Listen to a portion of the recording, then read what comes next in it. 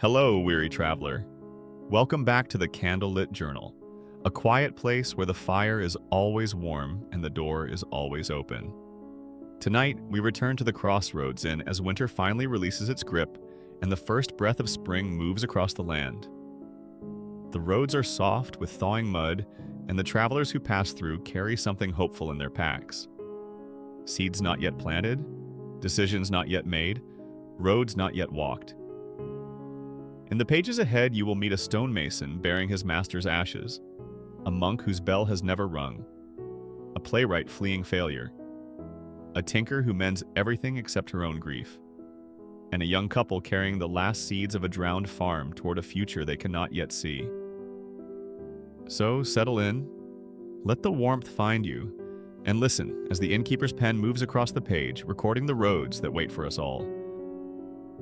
Spring has come at last.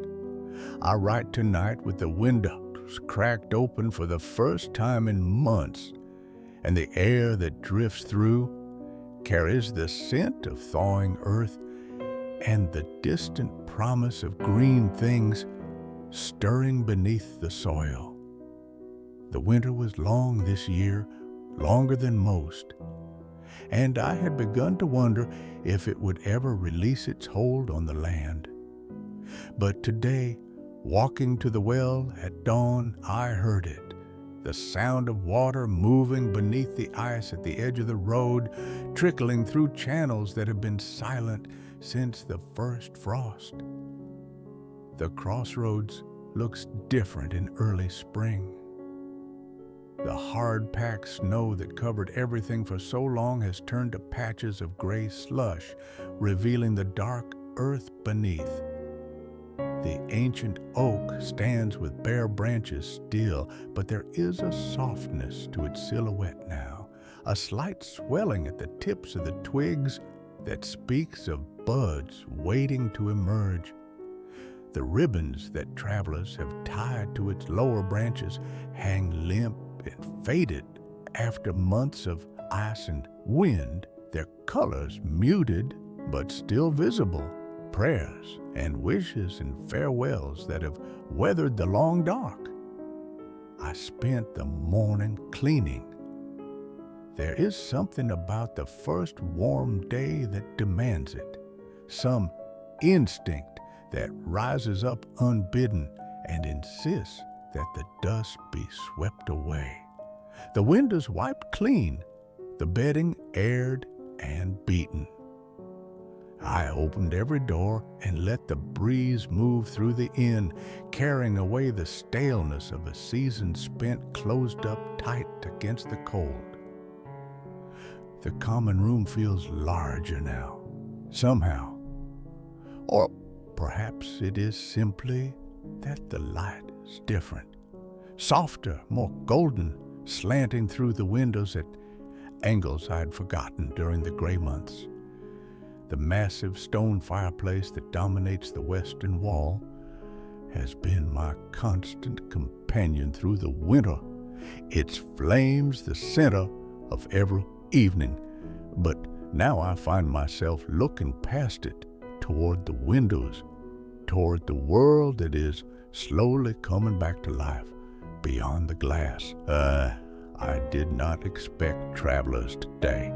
The roads are still treacherous in places, the mud deep enough in the low spots to swallow a cartwheel, and most sensible folk wait until the ground firms before setting out on long journeys.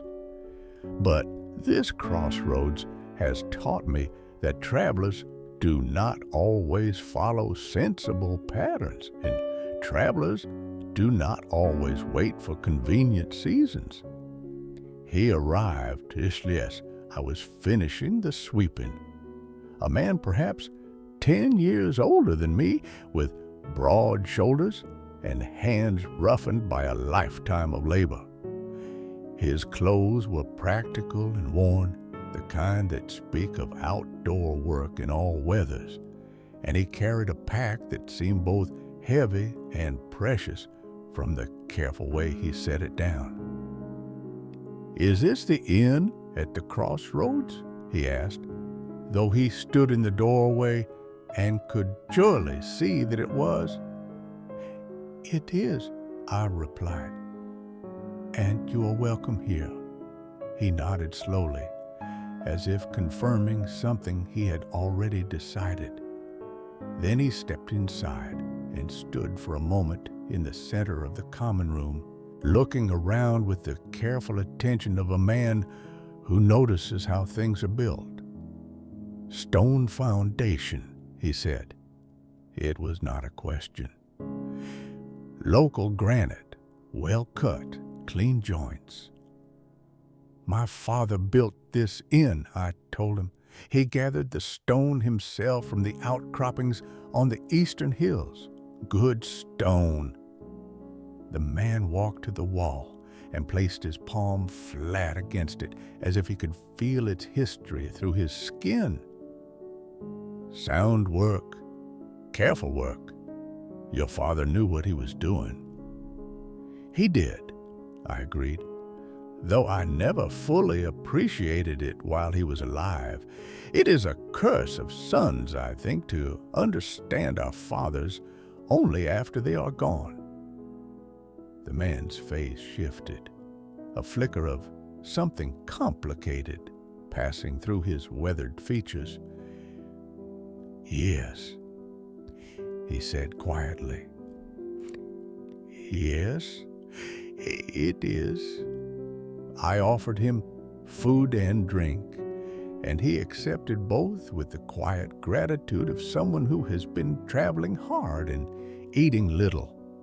He sat near the fire, though the day was warm enough that we did not truly need it, and ate his bread and cheese in careful bites, making each mouthful last.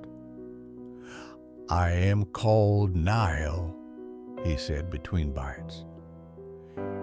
"A stonemason by trade. I am traveling north to the mountain passes." "That is a long journey, and the passes will still be dangerous this time of year." "I know." He set down his mug and was quiet for a moment, staring into the flames. "There is a watchtower up there, or what remains of one. It was built 300 years ago to guard the northern approach, and it has been crumbling for the last 50. The local lord has finally decided to restore it, and he sent word through the guild that he needs masons who know old construction." "And you know old construction?" Niall nodded. "I learned from a man named Brenner. He was the finest mason I have ever known. Could look at a wall and tell you how it was built just from the way the stones sat against each other. He spent his life studying the old ways, the techniques they used before anyone thought to write them down. He could repair structures that other masons said were beyond saving." I noticed that Niall spoke of this man in the past tense, and I waited. "He died," Niall continued, "this past winter. A fever took him quickly, more quickly than I would have believed possible for a man who had seemed as solid as the stones he worked with. He reached for his pack and drew it close, resting one hand on its worn leather surface. Before he passed, he asked me to do something for him, something that has brought me to this road." Again, I waited. The fire crackled softly. Outside, a bird called, the first I had heard in weeks, and its voice seemed to echo in the quiet. "Brenner learned his craft at the watchtower I'm traveling to," Niall said. 60 years ago, when he was younger than I am now. He worked there as an apprentice, helped with repairs that have held ever since. It was, he said, the place where he truly became a mason, where he first understood that the work was not just about cutting stone, but about understanding how things hold together and how they come apart. Neil opened the pack and withdrew a small wooden box, its surface polished smooth by years of handling. "His ashes are here. He asked me to scatter them at the base of the tower, where he once mixed the mortar as a young man." I looked at the box, small enough to hold in 2 hands, and thought about the weight of it, not the physical weight, but the weight of a life reduced to ash and memory, and a final request carried by someone who loved him. "That is a sacred duty," I said. "It is." Niall's voice was steady, but I could hear the grief beneath it, held in check by habit and will. "I was his apprentice for 23 years.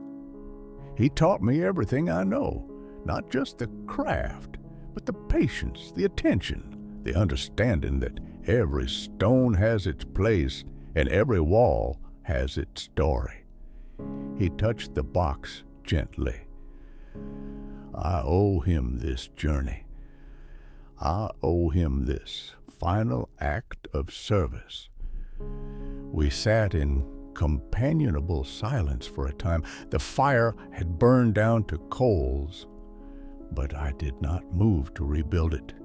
The warmth of the day made more heat unnecessary, and there was something appropriate about letting the flames rest.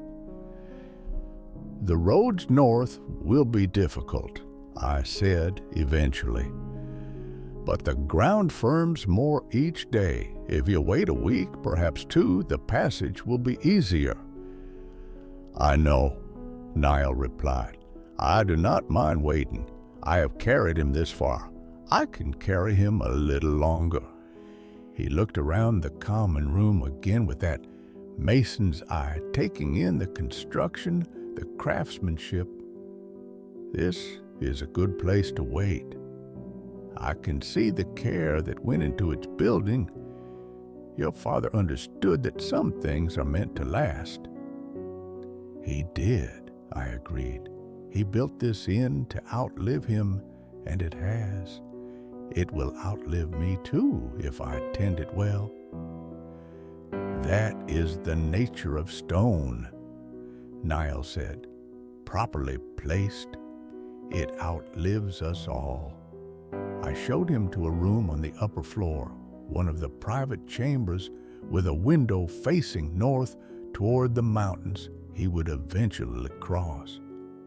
He set his pack down carefully, the box of ashes cradled in his arms like something infinitely precious, and thanked me with a formality that spoke of old habits and deep courtesy. When I returned to the common room, I stood for a moment by the mantel, looking at the white candle that burns there. It flickered gently in a draught I could not feel, its flame bending slightly as if nodding toward something I could not see. I have learned to pay attention to the candle's movements. It has its own wisdom, that strange light that never diminishes, and it notices things that I might otherwise miss. Tonight, it seemed to be pointing toward the door, as if expecting someone else to arrive. I found myself thinking about Niall's words, about fathers and sons, about understanding that comes too late. My own father built this inn with his hands, cut the stones and fitted them together, raised the walls and set the roof. I watched him work as a child, not understanding what I was seeing. I thought he was simply building a building, creating shelter in the walls and a place to sleep. Now, I understand that he was building something more. He was creating a vessel for hospitality, a container for all the travelers who would pass through. Every stone he placed was a promise to welcome those who needed rest. Every beam he raised was a commitment to provide shelter from the storms. I wish I could tell him that I understand now. I wish I could sit with him by this fire he built and explain what I have come to see about the work he did. But that is another curse of sons. We learn too slowly, and our fathers do not wait for our understanding. The night deepened. I banked the fire and climbed the narrow stairs to my room, leaving Niall sleeping below with his burden of ashes and his memories of a master who had taught him everything he knew. The wind picked up in the small hours, rattling the shutters and singing through the gaps in the eaves. It was not a cold wind, not anymore, but it carried the particular restlessness of spring, the sense that the world was waking up and would not be still. I lay in my bed and listened, and I thought about roads, the ones that lead here and the ones that lead away, the ones we choose and the ones that choose us, the ones we walk in the flesh and the ones we walk only in memory. Tomorrow would bring more travelers, perhaps, or perhaps the crossroads would remain empty, giving me time to tend to the 1,000 small tasks that keep an inn running. Either way, I would be here, waiting and ready, tending the fire that calls them in out of the dark. That is my road. That is the path I walk. Entry 2. The 4th day of the waxing flower moon. The rain came before dawn. I woke to the sound of it, gentle at first and then growing stronger, drumming on the shingles in a rhythm that seemed almost musical. For a moment, lying in my bed beneath the pitched roof, I simply listened, letting the sound wash over me. There is something different about spring rain. It lacks the heaviness of autumn storms, the desperation of summer downpours. Spring rain sounds like renewal, like the earth drinking deeply after a long thirst. By the time I came downstairs, the world outside had been transformed. The gray slush of yesterday had become mud, thick and dark and alive with the smell of growth. The crossroads were empty of travelers. The road itself a river of brown water, flowing sluggishly toward the low point near the eastern woods. Even the oak tree looked different, its bark darkened by the wet, its bare branches glistening.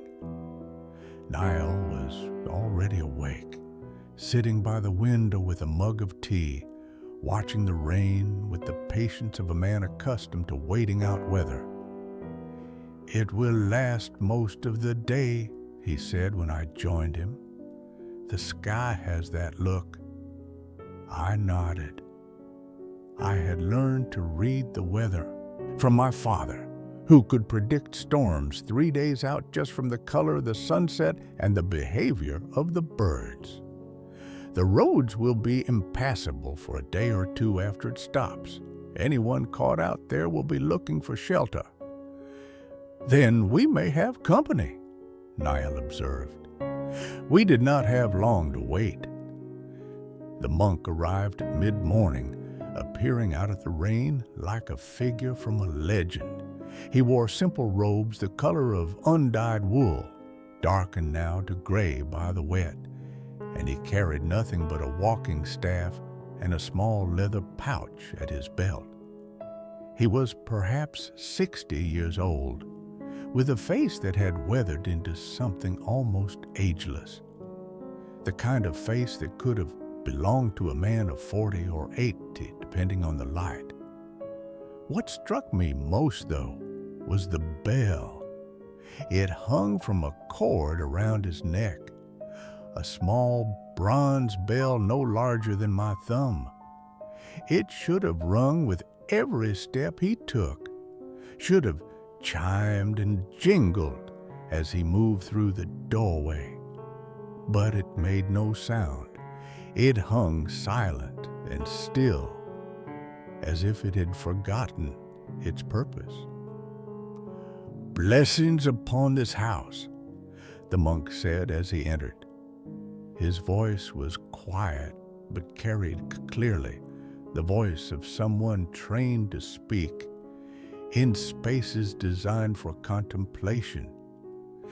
"You're welcome here," I replied. "Come in out of the rain and warm yourself." He did, moving with a deliberate grace that spoke of years of practice at moving mindfully through the world. He accepted the tea I offered and settled himself near the fire, which I had rebuilt against the morning chill brought by the rain. As he sat, the bell swung slightly against his chest. It still did not ring. Niall had noticed it too. I could see the question forming in his eyes, but he was a courteous man and did not ask. I was less restrained. "Your bell," I said. "It makes no sound." The monk smiled, a small smile, touched with something that might have been sorrow or might have been peace. "No," he agreed, "it does not. It has not rung in 43 years. 43 years? He nodded. "I received this bell when I took my vows as a young man. The elder who gave it to me said that it would ring when I reached the place I was meant to be. He said that I should walk until I heard it, and when I heard it, I should stop." The monk touched the bell gently with one weathered finger. "I have been walking ever since." I tried to imagine it. 43 years of traveling, of waking each morning and setting out onto roads that might or might not lead somewhere significant. 43 years of waiting for a sound that never came. "Where have you traveled?" I asked. The monk's eyes grew distant, as if looking back across all those years. "Everywhere, it seems. I have crossed the northern mountains twice, once in summer and once in winter. I have walked the length of the eastern coast, from the frozen fishing villages in the far north to the warm harbors of the southern delta. I have traversed the great forests of the interior, where the trees are so thick that sunlight barely reaches to the ground. I have wandered through cities so large that a man could walk for a day and never leave their streets, and through settlements so small that everyone knows everyone else by name. All on foot. All on foot. The elder said I must walk, that riding or sailing would not serve the same purpose. He said there was something in the walking itself, in the rhythm of feet on earth, that would allow me to hear when the bell finally spoke. The monk shrugged slightly. I have not always understood his reasoning, but I have followed his instructions. The rain continued to fall outside, its rhythm unchanged. Somewhere in the stable, one of the horses shifted and stamped. 43 years of walking, Niall said slowly. That is a long journey. It is, the monk agreed, though I have not experienced it as long.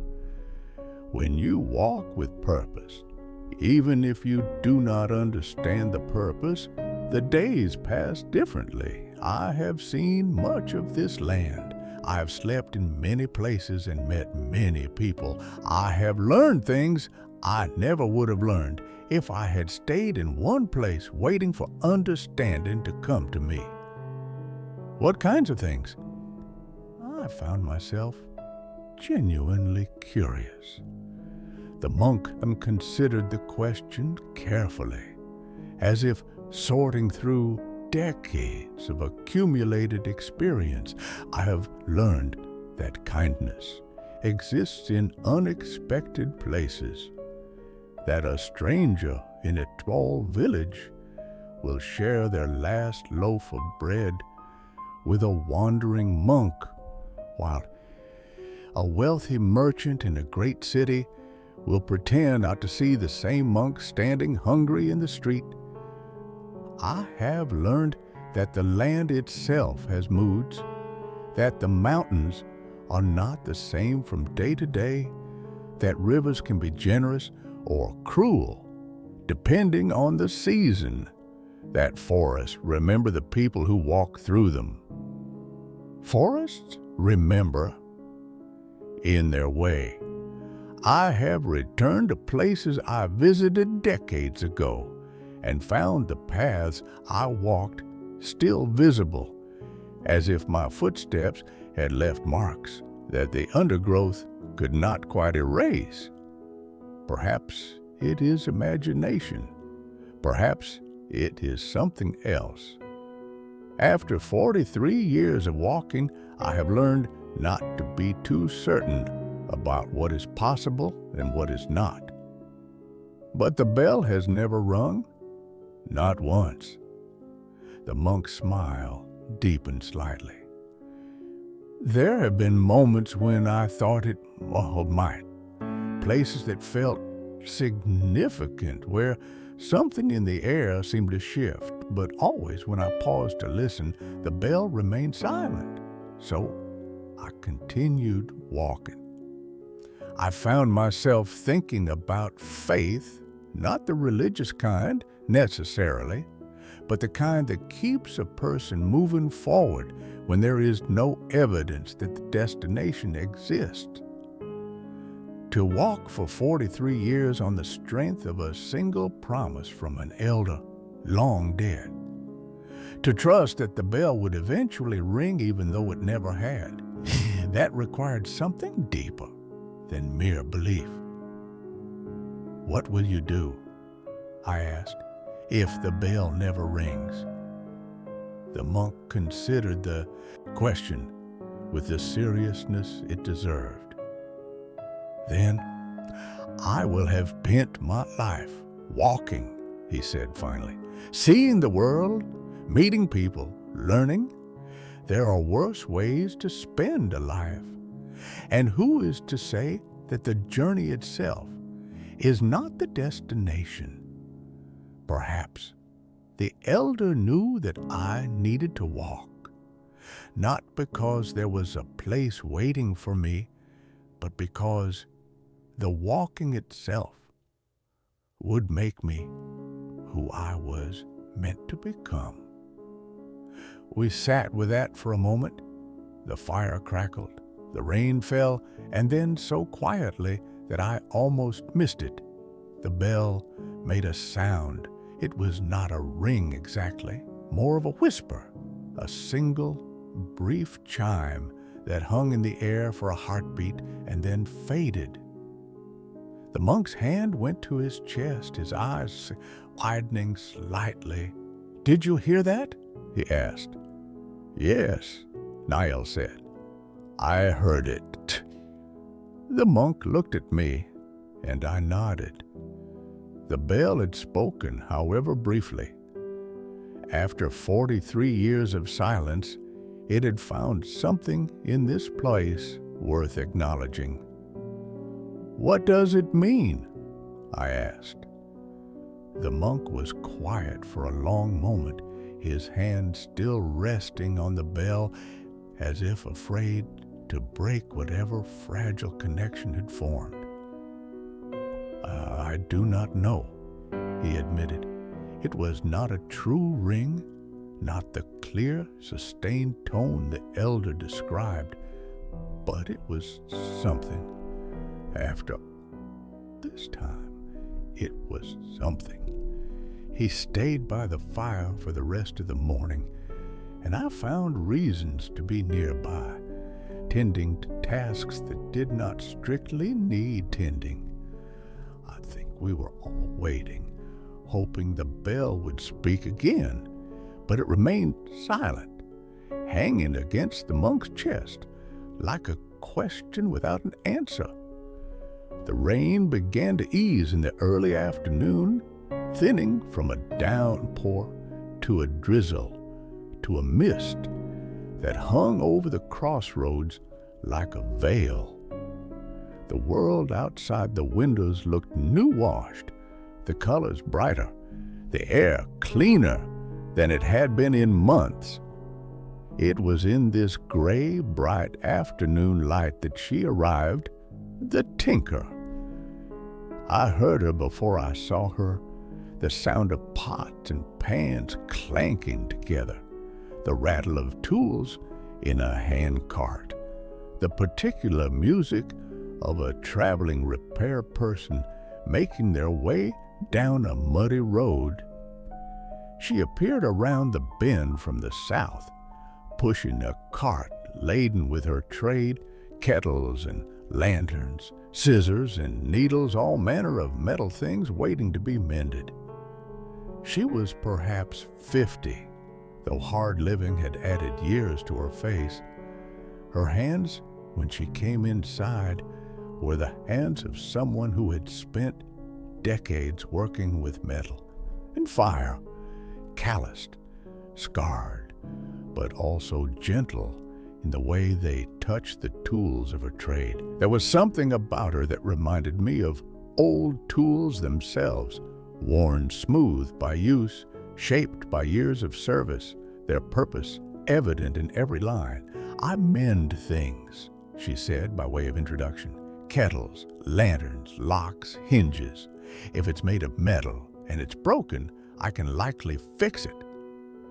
She glanced around the common room with professional interest, her eyes cataloging the iron hinges on the doors, the brass fittings on the windows, the various metal implements hanging near the fireplace. "You have any work for me? I'd trade repairs for a meal and a dry place to sleep." As it happened, I did have work for her. One of the lanterns in the stable had stopped functioning properly. Its wick mechanism had jammed somehow, and I had not been able to fix it despite several attempts. There was also a drawer in my desk that had been sticking for months, and a hinge on the stable door that squeaked no matter how much I oiled it. I brought her the lantern first, and she examined it with the focused attention of a master craftsperson assessing a challenge. She turned it this way and that, peered inside the mechanism, tested the moving parts with fingers that seemed to understand metal the way a musician understands their instrument. "The spring is bent," she said after a moment, "and there's corrosion in the mechanism from moisture. Stable air will do that. All the horse breath and manure steaming away. I can fix it, but it'll take a few hours." She looked up at me. "Mind if I work by the fire? The heat helps with the fine work." I gave her a place near the hearth, and she set to work immediately, laying out her tools on a cloth with the precision of a surgeon preparing for an operation. Neil watched with interest, the mason in him appreciating another craftsperson at their trade, and even the monk seemed drawn to the careful, methodical movements of her hands. "You've been at this work a long time," Niall observed. It was not a question. "31 years," Senna replied, not looking up from the delicate spring she was carefully straightening with a pair of finding-nosed pliers. "Started as an apprentice when I was 19. Learned from a tinker named Halden, who'd traveled these roads before me. He could fix anything. Used to say that every broken thing wanted to be whole again, and it was just a matter of listening to what it needed." "That's a good philosophy," the monk said quietly. Senna shrugged, but I caught a slight softening in her expression. "It's practical, is what it is. When you work with metal, you learn that forcing things doesn't work. You have to understand the material, work with its nature rather than against it. A bent spring doesn't want to be yanked straight. It'll just snap. But if you heat it just right, apply pressure just so, let it reshape itself gradually, it'll come back stronger than before." Her name, she told us as she worked, was Senna. She had been a tinker for 31 years, traveling the roads between settlements, fixing what needed fixing and moving on when the work was done. "It's a good life," she said, not looking up from the delicate spring she was straightening. "You're always needed somewhere. There's always something broken that wants to be whole again." I noticed a slight catch in her voice when she said "whole again," a hesitation that suggested the words meant more than their surface meaning. "Have you always been a tinker?" I asked. "No." Senna's hands continued their steady work, but something in her posture changed. A slight tightening of the shoulders, a drawing inward that spoke of old pain. I was a mother, once a wife. I had a house and a hearth, and a child who filled that house with laughter." She was quiet for a moment. "The fever took them both, my husband and my daughter, in the same winter, 14 years ago now. After that, I couldn't stay in that house anymore, couldn't look at the things they had touched, couldn't sit in chairs they had sat in, so I left. I learned to mend things, and I have been mending things ever since." No one spoke. What was there to say? We had all known loss of some kind. Nahel carried his master's ashes. The monk had spent 4 decades searching for something he might never find. And I had lost my own father to a fever not unlike the one that had claimed Senna's family. But there is something particularly brutal about losing a child, losing a whole family at once, losing the future you had imagined for yourself. "The work helps," Senna continued, her voice steady now, matter of fact. "When I'm mending something, I don't have to think about what's broken in me. I focus on the metal, on the mechanism, on making the thing work again. And when it does work, when the lantern lights, or the kettle stops leaking, or the lock finally turns, there's a moment of satisfaction, a moment when something that was wrong has been made right." She looked up briefly. "I know it doesn't change anything. I know that fixing 1,000 kettles won't bring them back. But it's something. It's what I can do." She returned to her work, and we returned to our contemplations. The fire crackled. Outside, the last of the mist was beginning to burn off as the afternoon sun broke through the clouds. By evening, Senna had fixed the lantern. She had also repaired a loose hinge on the stable door, sharpened a collection of kitchen knives I had not realized were dull, and adjusted the mechanism of the innkeeper's desk drawer that had been sticking for months.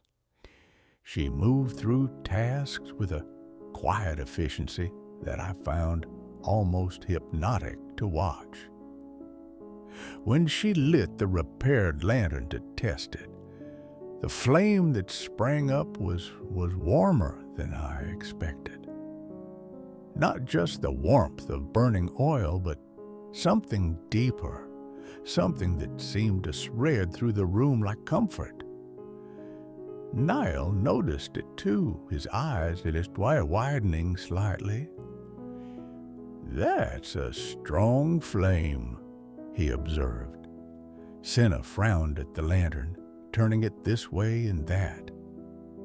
"It shouldn't be," she said slowly. "The oil is standard. The wick is nothing special. But yes, it does seem brighter." The monk Oak had risen from his place by the fire and was watching the lantern with an expression I could not read. "Some things," he said quietly, "become more than what they were when they are mended with the right intentions."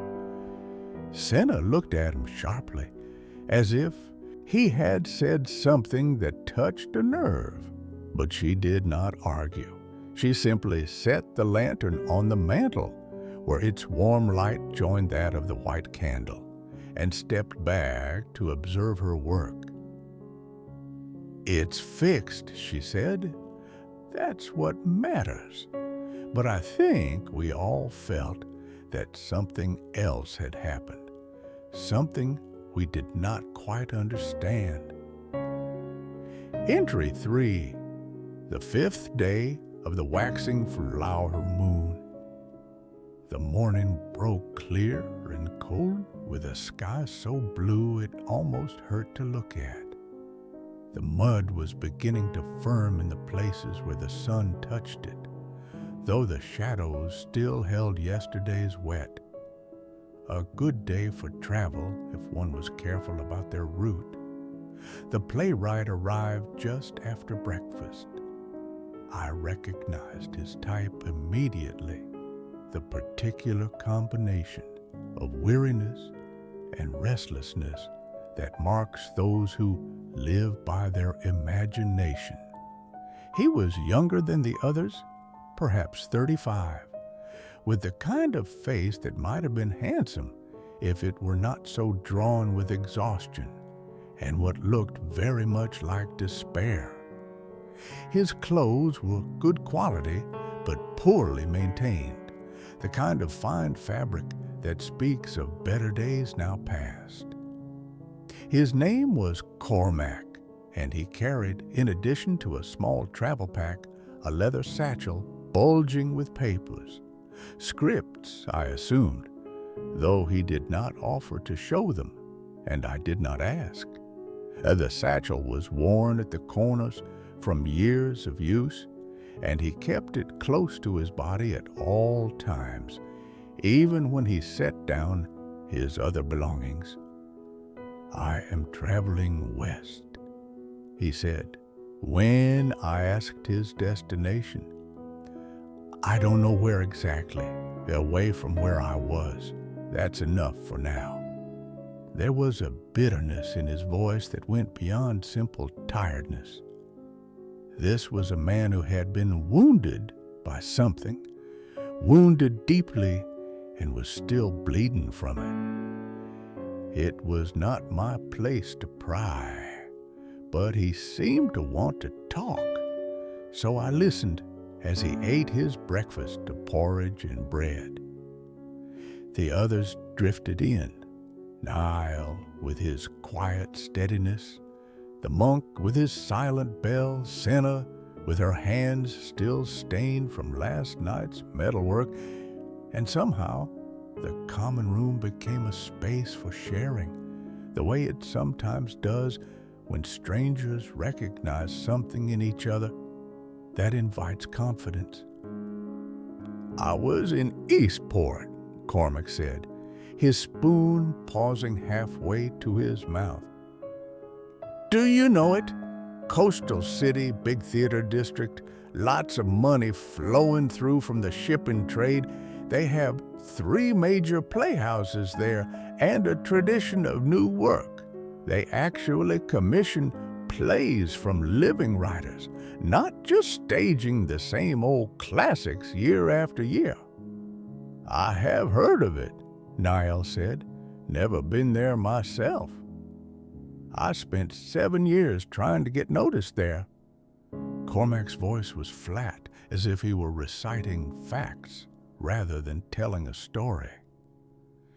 7 years of small productions in tavern back rooms, of begging actors to read my work, of submitting to the playhouses and being rejected again and again.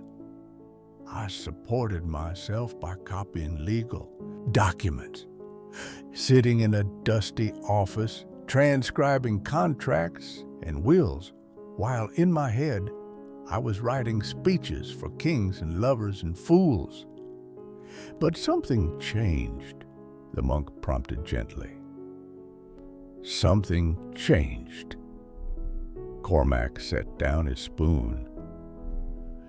"A year ago, one of the major playhouses accepted a script of mine. I had finally gotten a commission there, my first real commission, not just tavern shows and market square performances, but a real play in a real theater with real actors and real sets." He laughed, but there was no humor in it. It was supposed to be my moment, the play I had been working toward my whole life. "What happened?" Senna asked. She was mending something again, a small metal clasp from her own pack, and her hands continued their steady work as she listened. "I happened," Cormac said bitterly. "I choked. I had written the thing 100 times, revised every line until I thought it was perfect. I knew every word, every pause, every moment where the audience was supposed to laugh or cry or gasp. In my head, it was brilliant." He stared down at his cold porridge. "But when the actors read it, when I heard it spoken aloud for the first time by someone other than myself, I realized it wasn't perfect. It wasn't even good. It was pretentious and overwrought and full of speeches that sounded beautiful in my head, but sounded ridiculous coming from actual human mouths." "That is a common experience for writers," the monk observed mildly.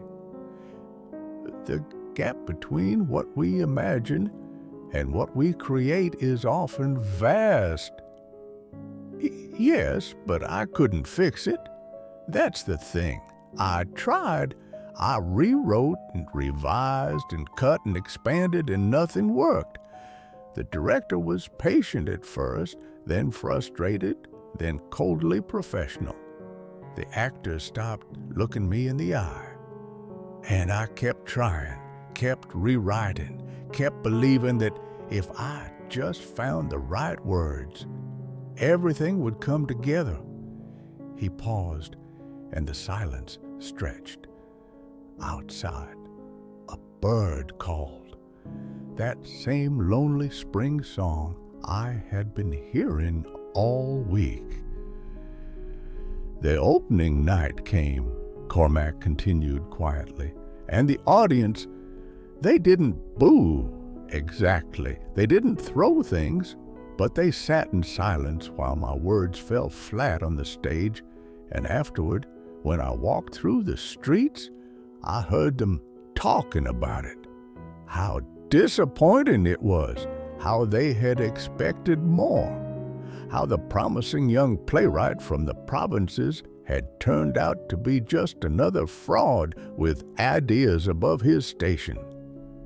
Neil had set down his tea and was listening with the focused attention of a man who understood failure.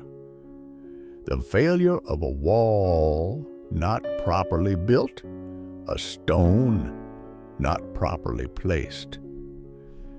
And so you left. I ran, Cormac corrected. The morning after the reviews came out, I packed my bag and left before anyone could see me.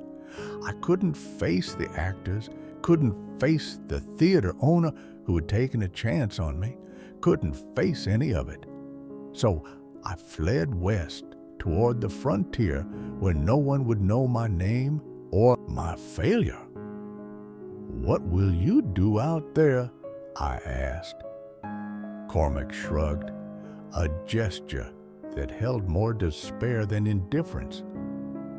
I don't know. Find work, manual labor, maybe.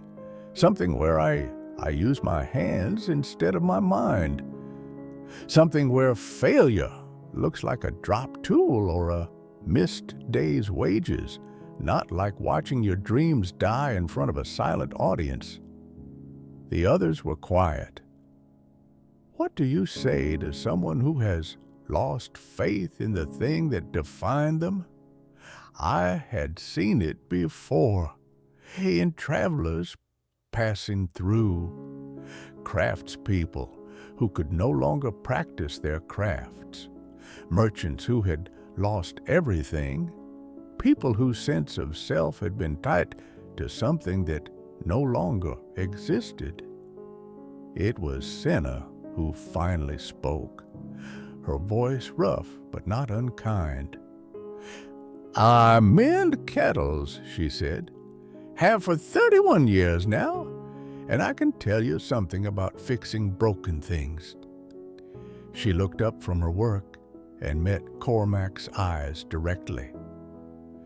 Sometimes a thing is broken in a way that can't be fixed by putting it back together the way it was. Sometimes you have to reshape it, refurge it, make it into something new that serves a different purpose. She returned to her work. Your play failed. That doesn't mean you failed. It means that particular piece of work didn't hold together. So you reshape. You try again, or you don't. That's your choice. But don't pretend that one broken thing means everything you've ever made is worthless. Cormac stared at her for a long moment. Then he laughed. And this time, there was a flicker of something genuine in it. Not humor exactly, but recognition. You're very direct, he said. I'm a tinker. We don't have time for elaborate speeches. That earned a real laugh from Cormac and from Niall, too. Even the monk smiled, his weathered face creasing into leanings that suggested he had smiled many times before. The morning passed in conversation and quiet contemplation. I had tasks to attend to. The inn does not run itself. But I found reasons to stay nearby, drawn by the particular alchemy that had formed among these strangers. They were all, in their way, dealing with endings. Niall with the death of his master, the monk with 43 years of searching, Senna with the loss of her family, Cormac with the death of his professional dreams. And yet there was hope here too, stubborn and persistent. Niall was carrying ashes north to honor a life well lived. The monk had heard his bell whisper for the first time in decades. Senna continued to mend things, finding purpose in the work itself. And Cormac, for all his despair, had not thrown away his satchel of papers. It was late morning when they arrived, the young couple. They came from the south, trudging through the mud with the exhausted determination of people who have been traveling too long on too little food. The man carried the larger pack, stooped slightly under its weight, while the woman carried something wrapped carefully in oiled cloth held against her chest, like something infinitely precious.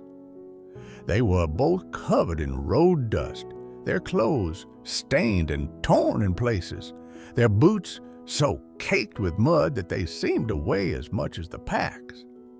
They were young, mid-20s perhaps, with the sun-weathered skin of people who had spent their lives working the land.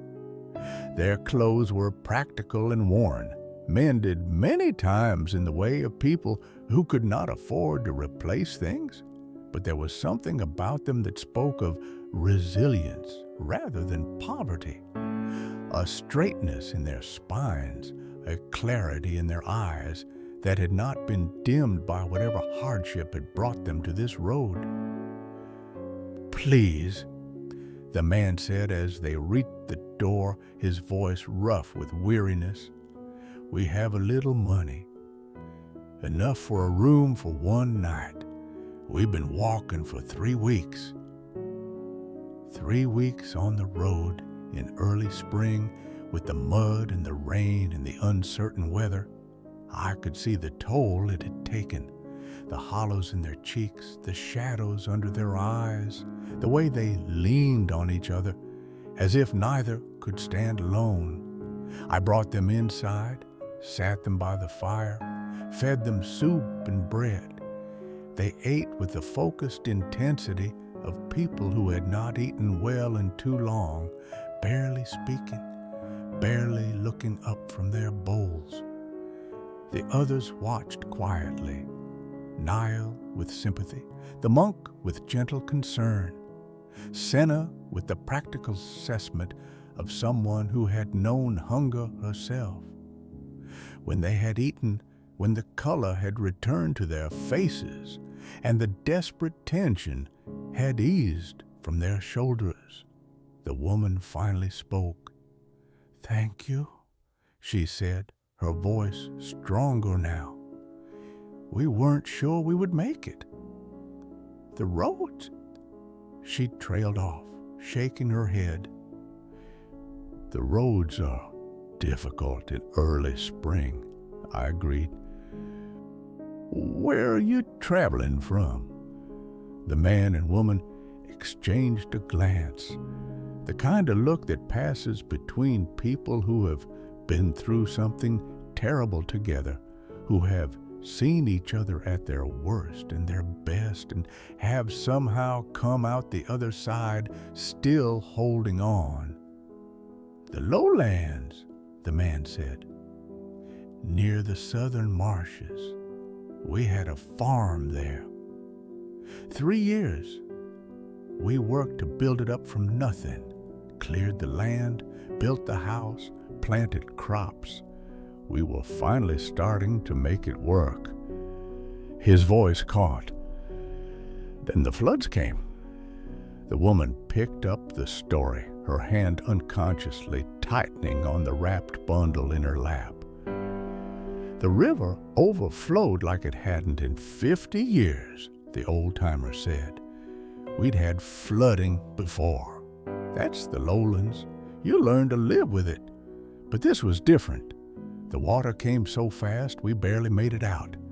One moment we were sleeping, the next the water was ankle deep in the house and rising. We grabbed what we could and ran for the high ground, and by morning..." She stopped, took a breath.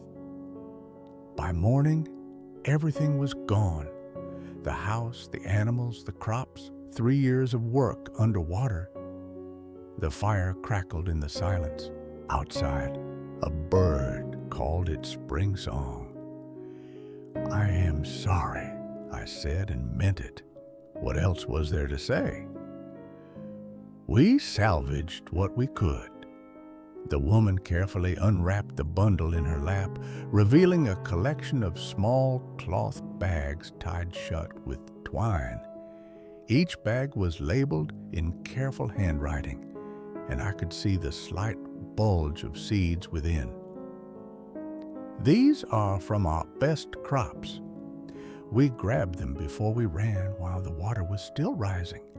She touched one of the bags gently, almost reverently.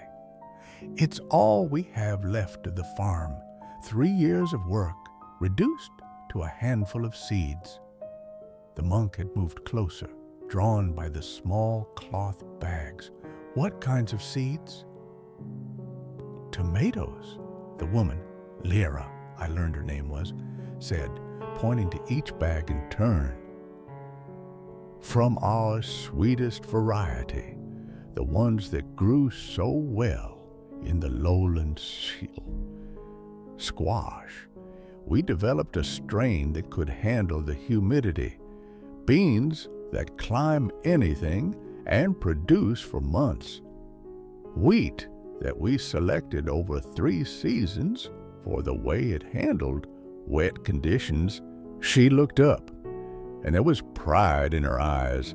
Despite everything, we didn't just plant random seeds. We paid attention. We saved the best from each harvest, bred them for the conditions we faced. These seeds are the result of 3 years of careful selection. "Where are you going?" Niall asked. He had moved closer, drawn by their story, and was looking at the seeds with an expression I recognized, the mason's understanding of foundations, of things built from small beginnings. "West, de Ubish," the man Herr Corwin said, "to the frontier. They say there's land out there for people willing to work it, good land on higher ground, without the flooding we had in the lowlands. We're going to start again." He looked at his wife, and despite the exhaustion in his face, there was something bright in his eyes. Hope, determination, the refusal to be defeated. "We've done it before. We can do it again." Lyra nodded, her hand still resting on the seeds. "These will be the start of it. Plant them, tend them, grow a crop, save the best seeds from that crop for the next planting. Year by year, generation by generation, building something that lasts." She paused, and her voice grew quieter. "That's what farming is, really. You're always planting for the future, always working towards something you might not live to see completed." I thought of Niall and his master's ashes, of the traditions passed down through generations of masons. I thought of the monk and his bell, the faith handed from elder to younger that had sustained 43 years of walking. I thought of Senna and her tools, the skills learned and practiced until they became part of who she was. I thought of Cormac and his scripts, the ideas that had lived in his head long before they found their way onto paper. We are all, I realized, carriers of seeds, things given to us by those who came before, things we tend and nurture and eventually pass on. Some are literal, seeds and skills and objects. Some are less tangible, stories, traditions, ways of seeing the world. But all of them contain the possibility of something new, something that might grow and flourish long after we ourselves are gone. "You're welcome to stay as long as you need," I told the young couple. "Rest, regain your strength. The frontier will still be there when you are ready." The man, his name was Corwin, I learned, and his wife was Lyra, shook his head. "We appreciate it, truly, but every day we delay is a day we could be planting. The season doesn't wait." "At least stay tonight," I urged. "The roads are still soft, and you are both exhausted. One night of real rest will serve you better than hours of struggling through mud." They agreed reluctantly, and I showed them to one of the private rooms on the upper floor. They fell asleep almost immediately, still clothed, still holding each other, the bag of seeds tucked safely between them. Entry 4, the 6th day of the waxing flower moon. The night was quiet, but my dreams were full of strange images. Roads that branched and merged and branched again. Seeds fallen from invisible hands, a bell ringing somewhere far away. I woke before dawn and lay in my bed beneath the sloping roof, listening to the silence that precedes first light. When I came downstairs, I found the monk sitting by the cold hearth, his bell in his hands. He was turning it slowly, studying it in the gray pre-dawn light as if seeing it for the first time. "You are up early," I observed. I did not sleep well. He looked up at me, and I saw something in his face that I had not seen before. Uncertainty, perhaps, or the particular anxiety of someone standing at a crossroads. The bell whispered yesterday. After 43 years of silence, it whispered, and now I do not know what to do. I built up the fire before responding, giving us both time to gather our thoughts. The kindling caught quickly, and soon the flames were casting their familiar dance of light across the common room. "What did the elder tell you exactly?" I asked. "About when the bell would ring?" The monk was quiet for a moment, searching his memory. "He said that I should walk until I heard it, and when I heard it, I should stop. He said the bell would ring when I reached the place I was meant to be." "And has it ever made any sound before yesterday? Anything at all?" "Nothing. Not a whisper, not a chime. I have carried it across mountains and through valleys, through cities and wilderness, through every kind of terrain this land has to offer. It has remained silent through all of it. Until you came here. Until I came here." The monk looked around the common room as if seeing it anew. "This is an inn at a crossroads, a place where travelers pause before continuing their journeys. It is not, I think, the kind of place one would stop forever." "Perhaps not," I agreed, "but perhaps that is not what the bell was telling you." He looked at me sharply. "What do you mean?" I thought about how to frame it, this thing I was only beginning to understand myself. "My father built this inn," I said slowly. "He chose this location deliberately, the crossroads, the place where paths converge. He said that it was important, this work of welcoming travelers, that it served a purpose beyond simple hospitality."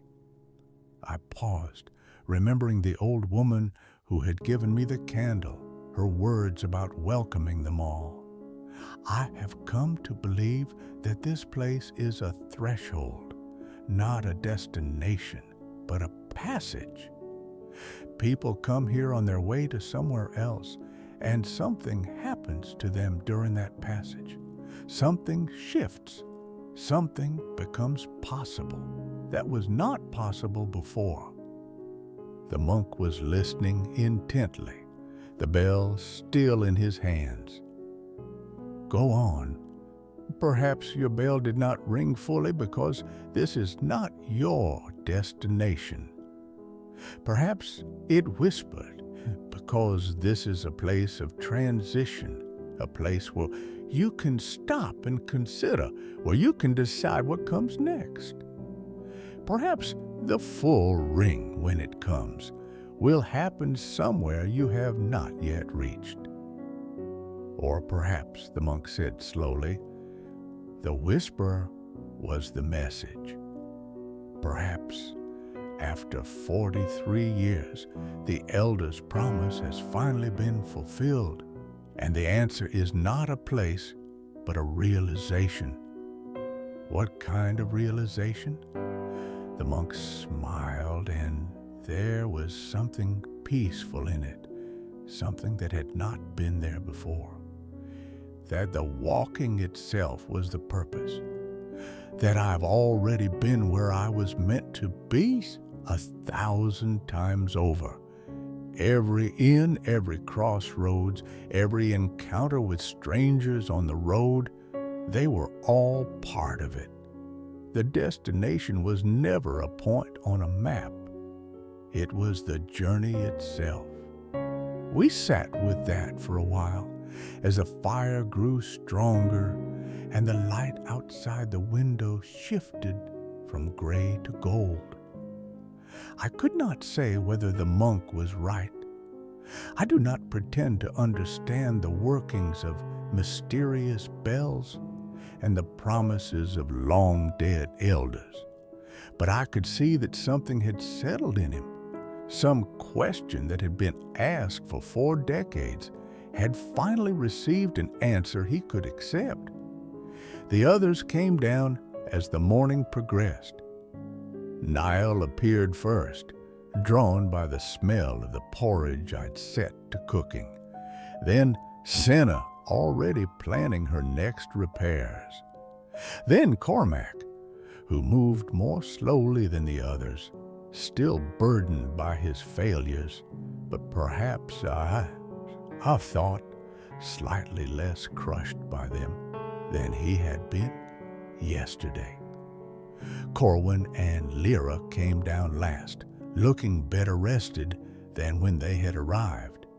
Lyra still carried the bundle of seeds, and I noticed that she had rewrapped them into fresh cloth, taking care to keep them dry and protected. We ate breakfast together, all 6 of us, gathered around the large table by the fire. It was a motley assembly, a mason carrying ashes, a monk with a silent bell, a tinker who mended broken things, a playwright fleeing failure, and 2 young farmers with nothing left but seeds and hope.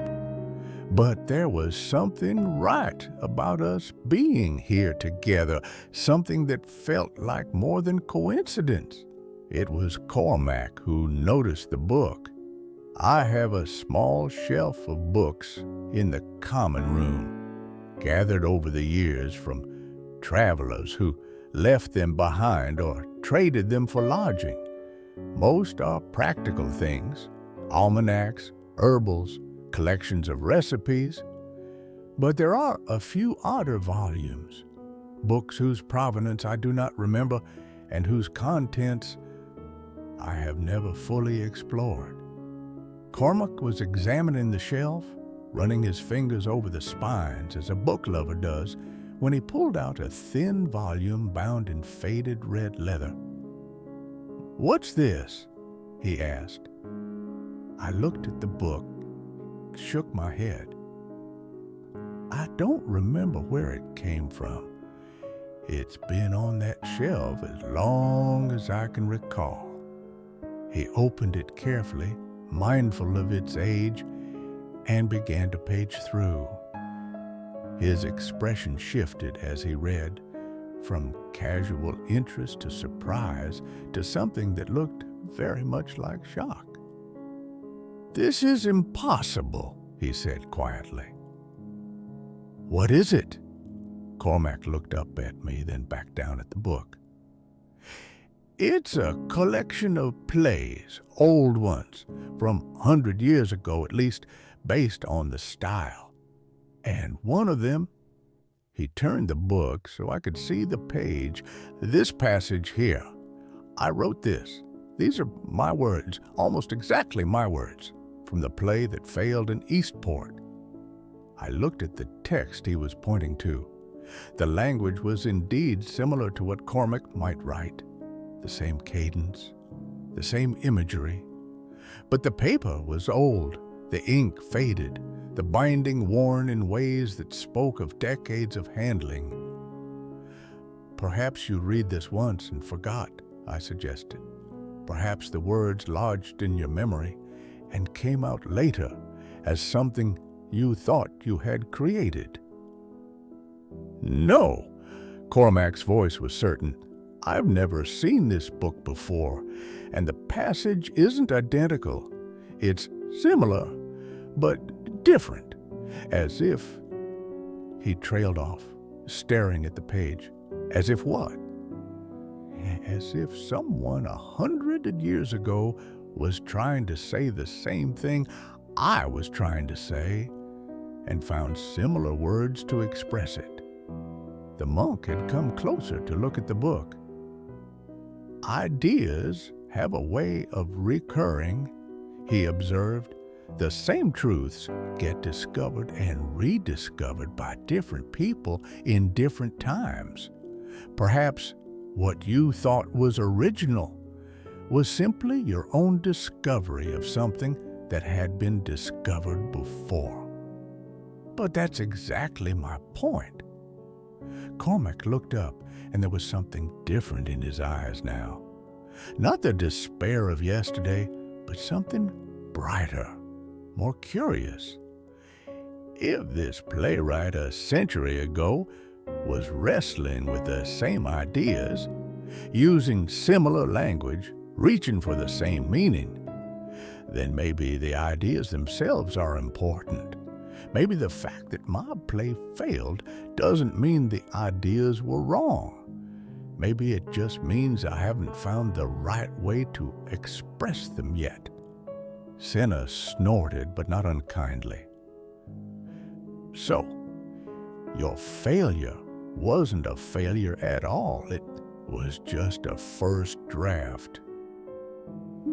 Every wall I've ever built started with stones that didn't quite fit, Niall said thoughtfully.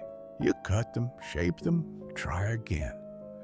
The first attempt is rarely the last. Cormac closed the book carefully and held it against his chest. May I borrow this? I'll return it, I promised, but I need to study it. I need to understand what this other playwright was trying to do, how they approached the same problems I was facing.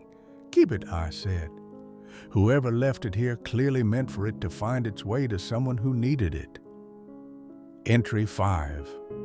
The 7th day of the waxing flower moon. The morning of departure dawned clear and cool. With a sky washed clean by yesterday's brief afternoon rain, the roads had firmed enough for travel, and I could feel the restlessness in my guests.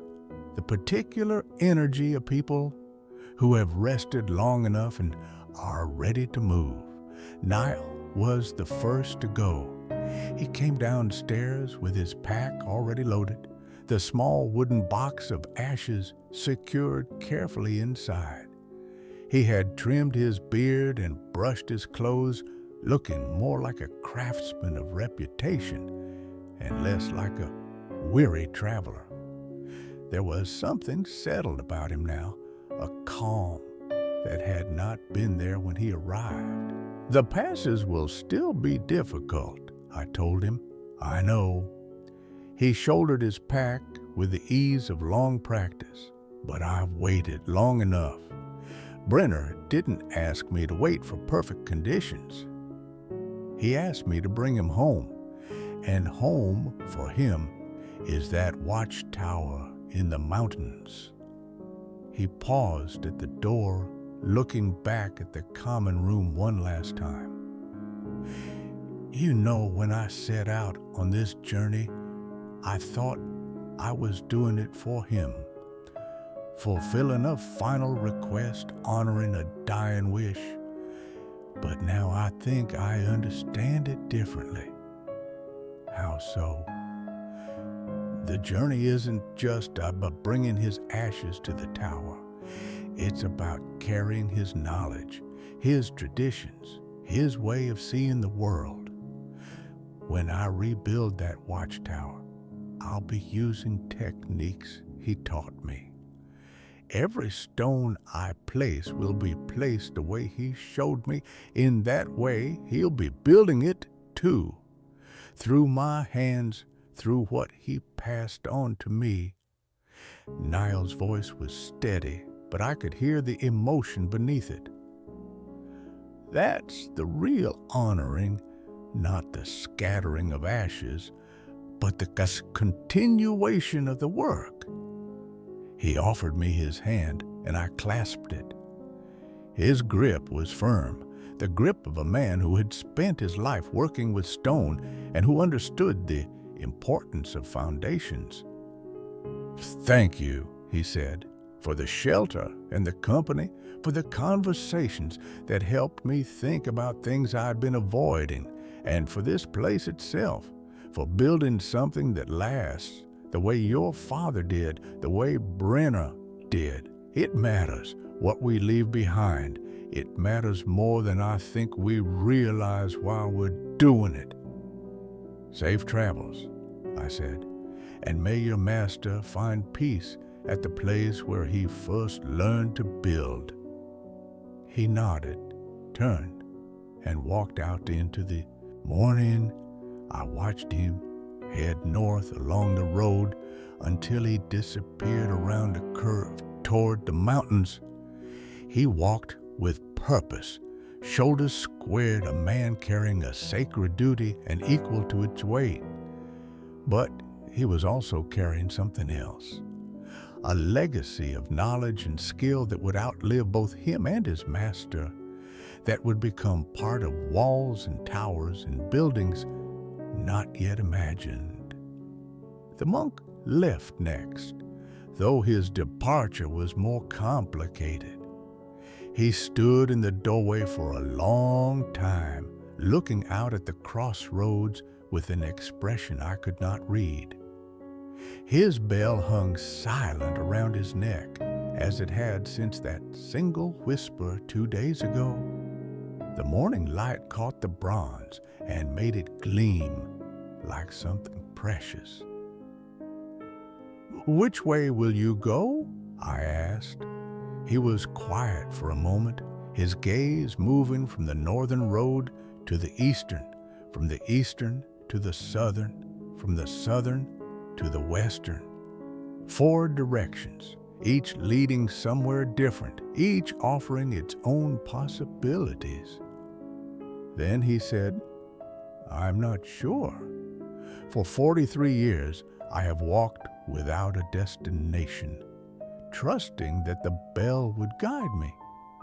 Now that it has spoken, even if only to whisper, I find myself uncertain for the first time." "Perhaps that is the point," I suggested. "Perhaps, after all this time, you are meant to choose your own direction." He looked at me, and something in his weathered face shifted. A softening, perhaps, or a releasing of tension that had been held so long it had become invisible. That is a frightening thought, to choose rather than to be led. It is, but it is also a gift. The freedom to decide for yourself where your feet will take you. The monk touched his bell gently, running his finger along its smooth bronze surface. "When I was young," he said slowly, "before I took my vows, I used to dream of the ocean. I had never seen it. I grew up in a valley far from any coast, but I had heard stories. the travelers would pass through our village and speak of water that stretched to the horizon, of waves that crashed against rocks, of salt air and seabirds and the sound of the surf. I used to lie awake at night and imagine what it would be like to stand on a beach and look out at that endless water. Did you ever go? No? When the elder gave me the bell and told me to walk until it rang, I thought the ocean was too far, too removed from where I might be meant to be. I walked through mountains and forests and cities and plains, but I always turned away from the coast. I told myself it was because the bell hadn't led me there, but really, he paused, and a rueful smile crossed his face. Really, I think I was afraid. Afraid that if I went there and the bell didn't ring, I would have to give up the dream. Better to keep it as a possibility than to have it confirmed as a disappointment. And now I think differently. The monk straightened, and there was something new in his posture. A lightness, perhaps, or a liberation. I think, he said slowly, that I will go east, to the coast. I have always wanted to see the ocean, and I have never allowed myself to go there because it felt too much like choosing pleasure over purpose. He smiled, and it was a young man's smile, full of wonder and anticipation. But perhaps pleasure and purpose are not as separate as I was taught. Perhaps the elder knew that I needed to learn to choose before I could truly find my place. Perhaps the whisper was not telling me where to go, but that I was finally ready to decide for myself. He bowed to me formally in the manner of his order, a deep bow that conveyed respect and gratitude and farewell all at once. And then he walked out the door and turned east, toward the coast and the ocean he had dreamed of for so many decades. His silent bell swung against his chest as he walked, catching the morning light. But for the first time, I thought I understood what it was telling him, not where to go, but that he was free to choose. After 43 years of following instructions, he was finally walking his own path. I watched until he was out of sight, and then I stood in the doorway for a moment longer, thinking about freedom and choice and the courage it takes to pursue a dream you've been saving for your whole life. Santa's departure was brisk and practical, like everything she did. The road south should be passable, she said, loading the last of her tools onto her cart. There's a village 3 days from here where I heard they need a tinker. Someone's well mechanism broke over the winter. You could stay longer, I offered. There's no rush. She shook her head. There's always a rush. Things break, and they don't fix themselves. If I'm not there to mend them, they stay broken. She secured the final strap on her cart and then turned to face me. Thank you for the fire and the food and the company. It's been a long time since I talked to anyone about any of it. You carry a heavy burden, I said carefully, the loss of your family. I do. Her voice was matter of fact, but I saw the grief that still lived behind her eyes.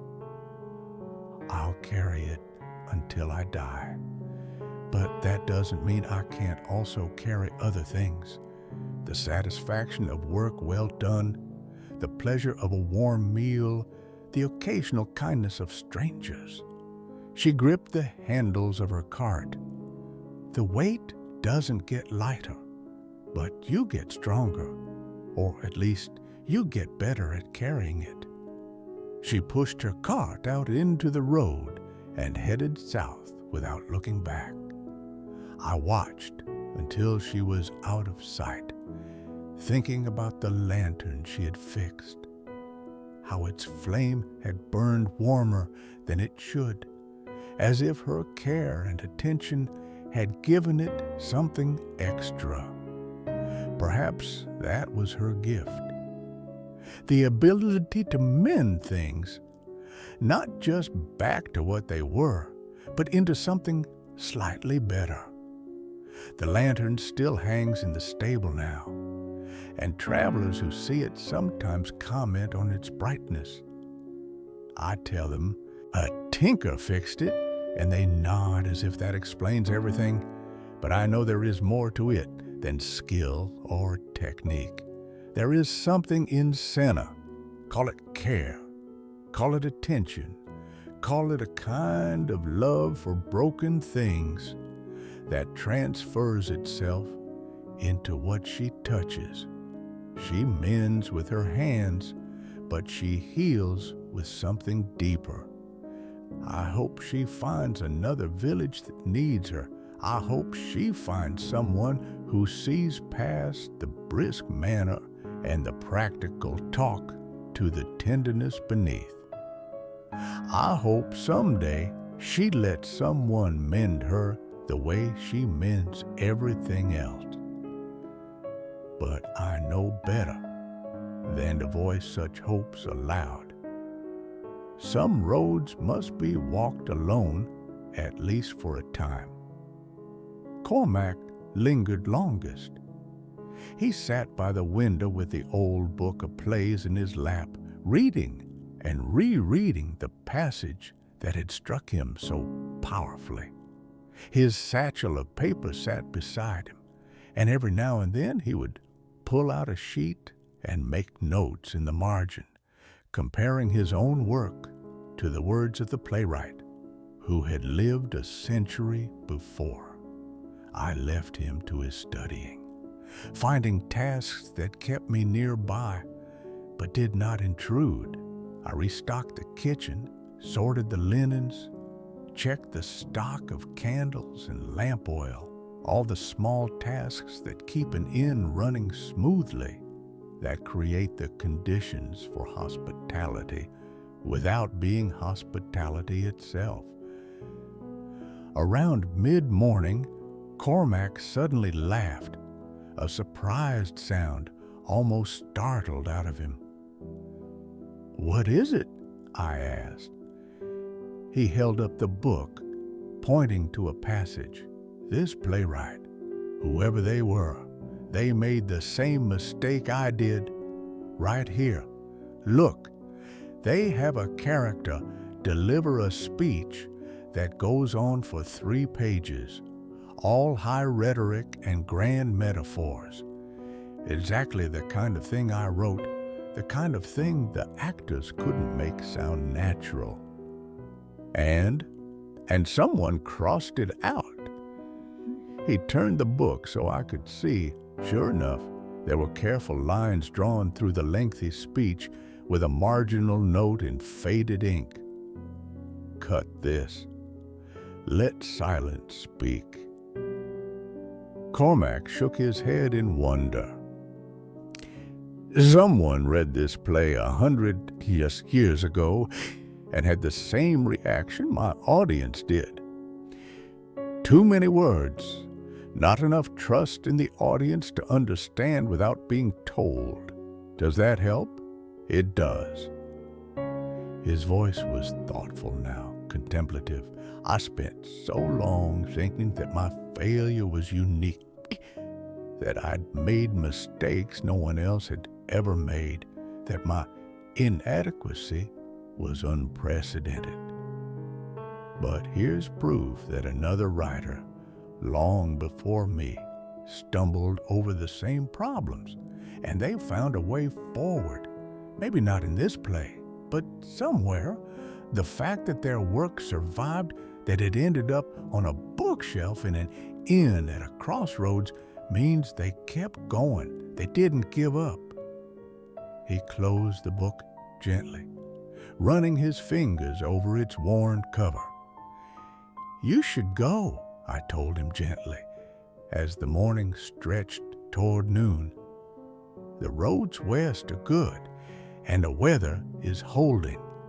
He looked up, and I saw that the despair had faded from his face, replaced by something more complex, not quite hope, but not quite defeat either.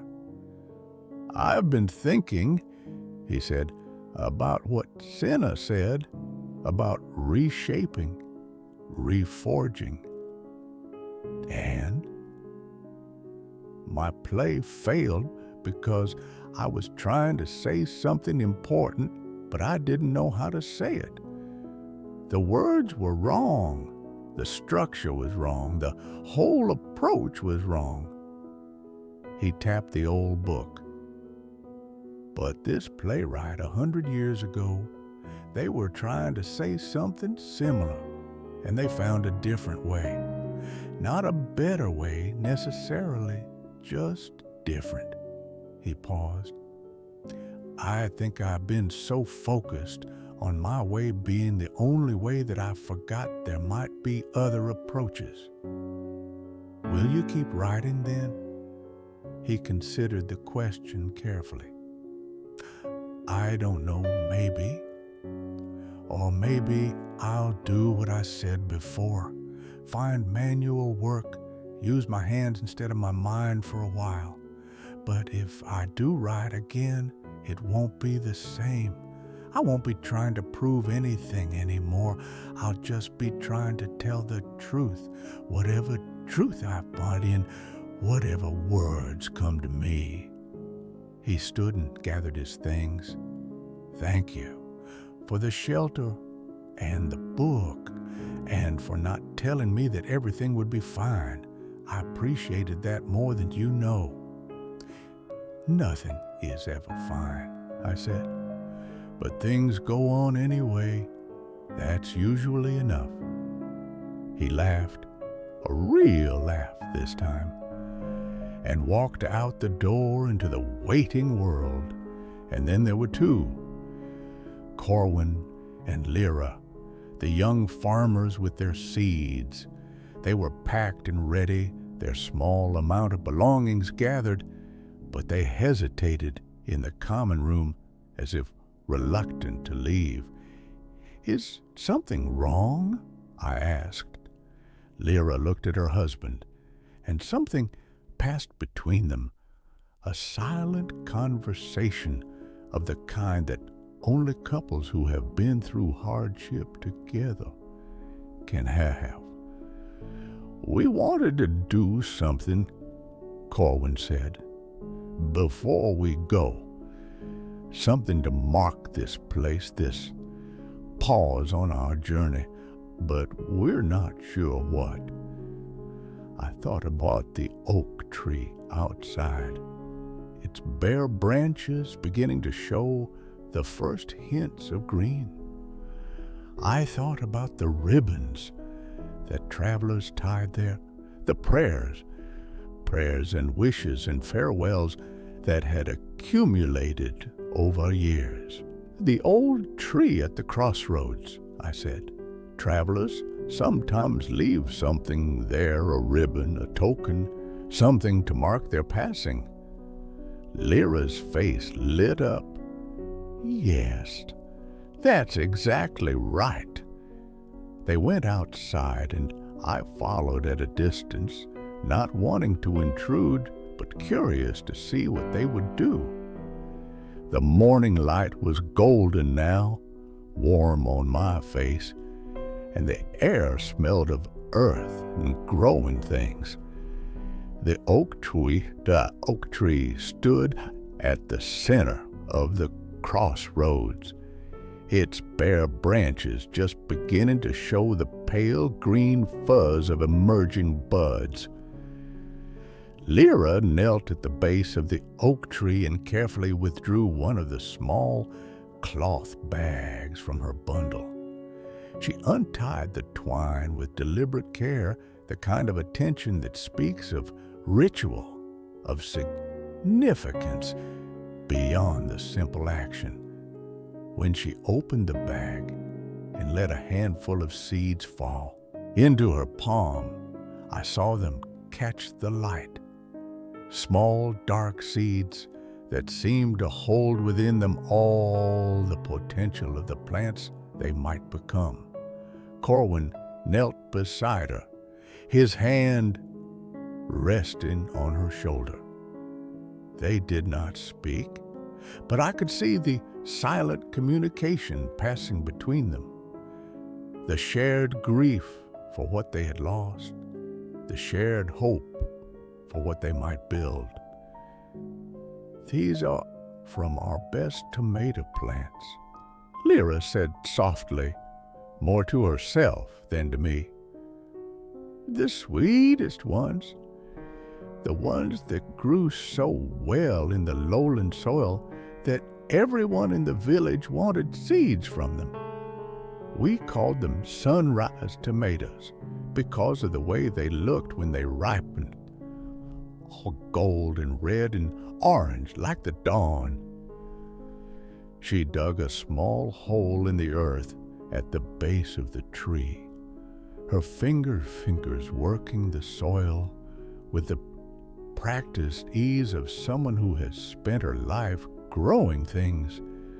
The dirt was dark and rich, still damp from the spring thaw, and it yielded easily to her touch. I don't know if they'll grow here, she admitted. The soil is different, the climate is different. They were bred for the lowlands, for the humidity and the long growing season. She placed the seeds inside the hole one by one, arranging them carefully. But maybe they'll adapt. Maybe they'll find a way. Seeds are like that. They want to grow. They just need someone to give them a chance. Corwin reached into his own pack and withdrew another small bag. Beans, he said, the strongest climbers we ever grew. They could cover a trellis in a week during the peak of summer. They made more than we could eat, more than we could sell. We had to give them away to the neighbors. He added his seeds to the hole, mingling them with the tomato seeds his wife had placed there. Then, together, they covered the seeds with soil, pressing it down gently, firming it around the hidden treasure. For the travelers who come after us, Lyra said. For whoever needs rest here and finds something growing. Maybe they'll recognize what these plants are. Maybe they'll save seeds for their own gardens. Or maybe they'll just enjoy the tomatoes without knowing where they came from. She sat back on her heels and looked at the small patch of disturbed earth. Either way, something of our farm will continue. Something of what we built will survive. Corwin stood and offered his hand to help her up. That's what farming teaches you, he said quietly. You plant knowing that some seeds will fail, some will be eaten by birds or rotted by rain or choked by weeds. But you plant anyway, because the ones that survive are worth all the ones that don't. I thought of all the travelers who had passed through this crossroads, all the seeds they had planted in their own ways, words spoken to strangers, kindnesses offered, stories shared. How many of those seeds had taken root? How many had grown into something larger, something that continued long after the planter had moved on? They watered the newly planted seed with water from the well, taking turns to carry the bucket, working together the way they must have worked together on their farm. And then they stood and looked at what they had done, a small patch of turned earth at the base of an ancient oak, unmarked and unremarkable, except to those who knew what lay beneath. It was such a small thing, a handful of seeds in the ground at the base of an old tree, but I felt the weight of it, the significance. They had lost everything and were starting over, and yet they still had enough hope, enough generosity to plant something that they themselves would never see grow. "We'll think of this place," Lyra said. "When we're planting our new farm, we'll think of these seeds growing here at the crossroads, and we'll know that even if we lose everything again, something of what we built will continue." I did not have words adequate to the moment, so I simply nodded. Some things are too important for words. They left shortly after, heading west toward the frontier and the future they would build there. I watched them until they were out of sight, two small figures on a vast road, carrying nothing but seeds and courage and each other. Then I went back inside to tend the fire and prepare for whoever would come next. Entry 6. The 8th day of the waxing flower moon. The inn is quiet tonight. All my guests have departed, each heading toward their own particular destiny. Njal to his master's final resting place in the mountain passes, the monk to the eastern coast and the ocean he has always wanted to see, Senna south to the village with the broken well, Cormac west with his old book and his new questions, Corwin and Lyra west as well, toward land that waits for their seeds and their labor. The fire burns low in the hearth. The white candle on the mantel flickers gently, its flame steady and warm. Outside, the night is clear and cold, with stars so bright they seem almost close enough to touch. I think about roads. There are the physical roads, of course, the ancient paths that cross at this inn, carrying travelers north and south, east and west. Those roads are old, worn by centuries of feet and hooves and wheels, familiar to everyone who passes this way. But there are other roads too, roads that exist only in potential, waiting to be chosen, the road Nihil will walk when he has scattered his master's ashes and must decide what comes next. The road the monk has finally allowed himself to choose after 43 years of following a silent bell. The road Senna walks between grief and purpose, never finished, always continuing. The road Cormac might walk back to his writing or away from it, depending on what he discovers in the old playwright's words. The roads that Corwin and Lyra will build with their own hands, cutting through frontier wilderness to create something new. Those roads do not exist yet. They are waiting for the travelers who will walk them, waiting for the choices that will call them into being. I think that is what this inn truly is, a place where roads wait. The physical crossroads is simply the visible sign of something larger, something that cannot be mapped or measured. People come here because they are at a crossing point in their lives.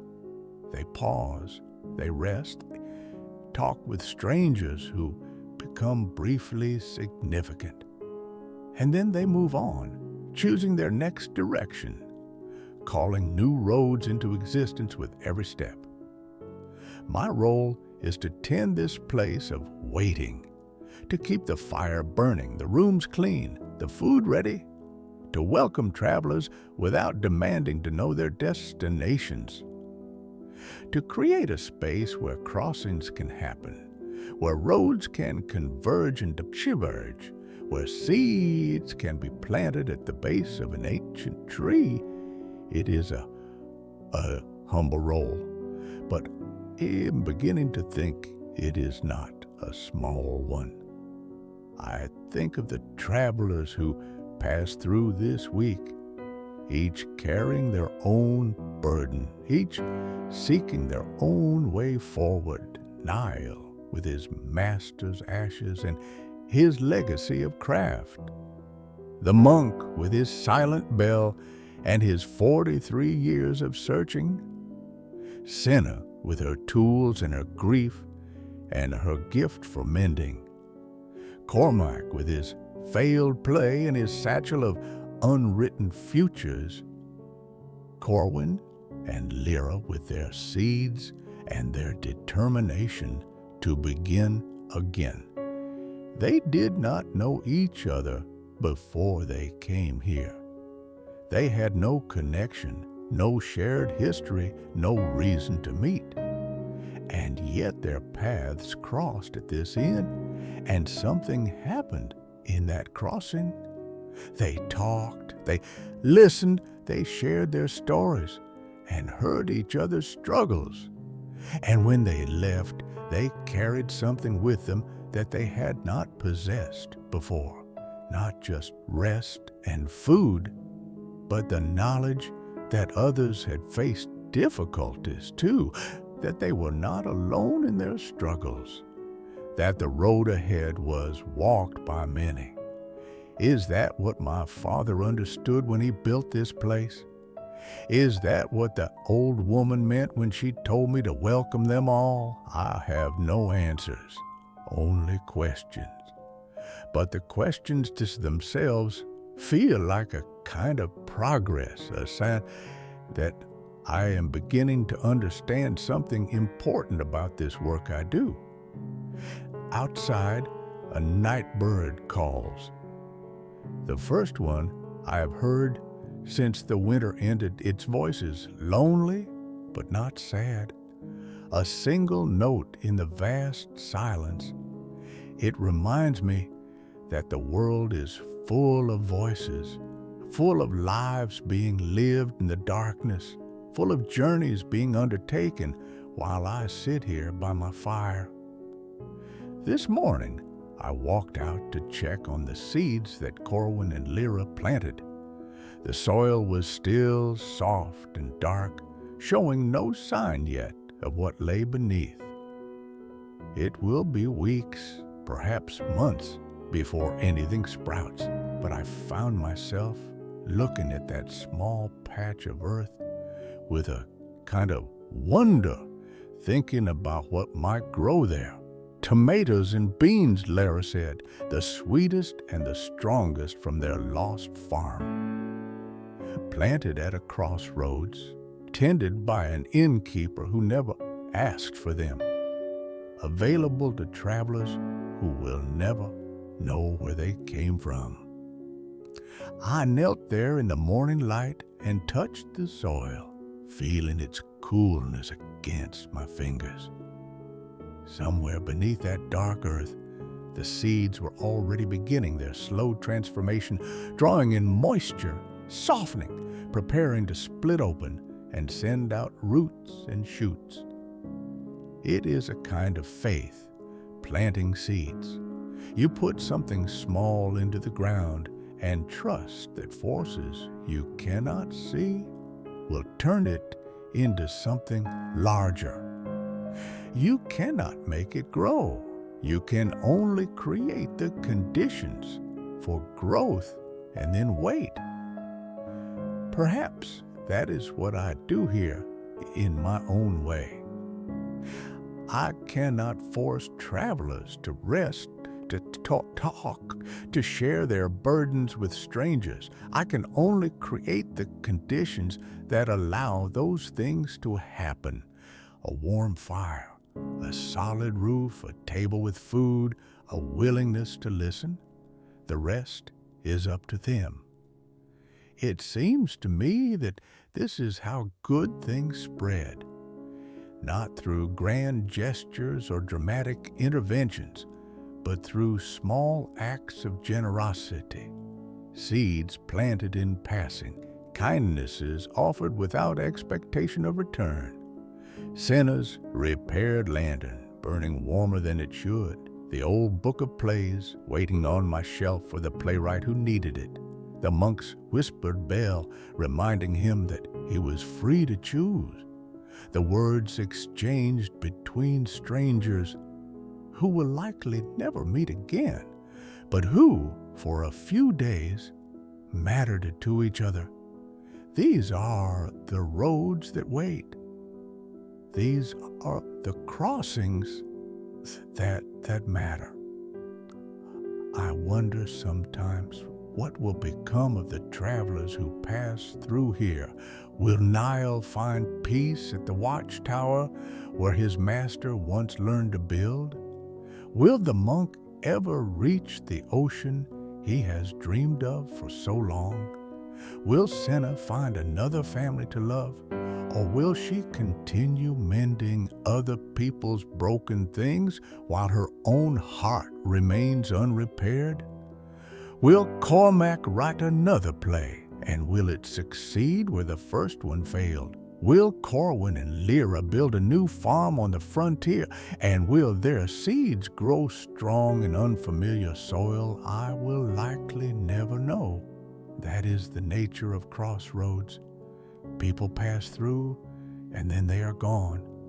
Their stories continue somewhere else, beyond my knowledge, beyond my influence. I can only hope that the rest they found here, the conversations they had, the connections they made, will serve them well on whatever roads they walk. The fire has burned down to embers now, and the hour has grown late. Soon I will bank the coals and climb the narrow stairs to my room under the pitched roof.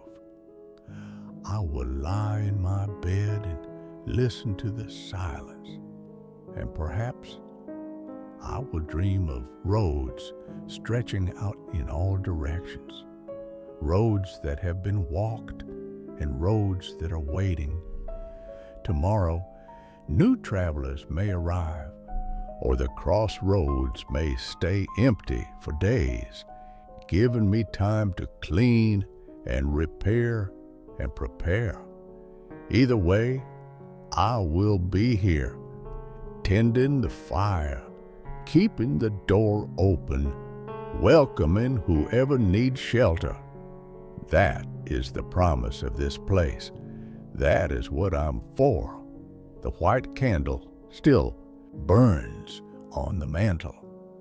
I have stopped being surprised by this, stopped marveling at the way it never diminishes, the way its flame bends toward the door when someone is approaching. It is simply part of the inn now, part of the mystery that I tend without fully understanding. I remember the old woman who gave it to me all those years ago during that first winter. She walked on top of the snow, her feet leaving no prints, and she told me to welcome them all. At the time, I thought she meant simply to be hospitable, to offer food and shelter to whoever arrived. Now I wonder if she meant something more.